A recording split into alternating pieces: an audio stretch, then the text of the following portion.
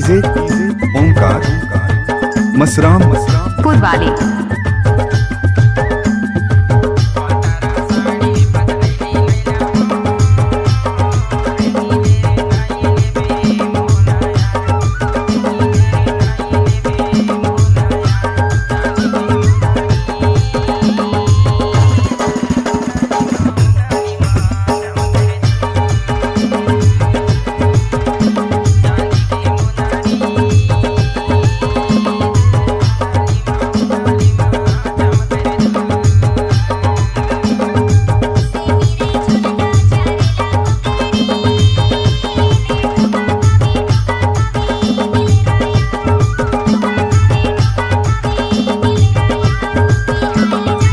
DJ ओंकार मसराम राजपुर वाले।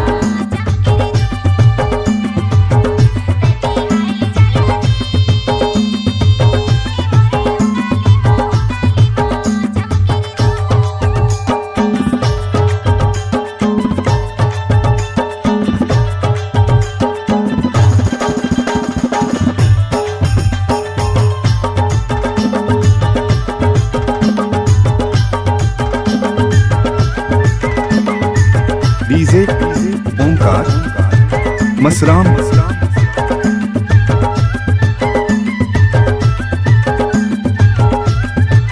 DJ ओंकार राजपुर वाले।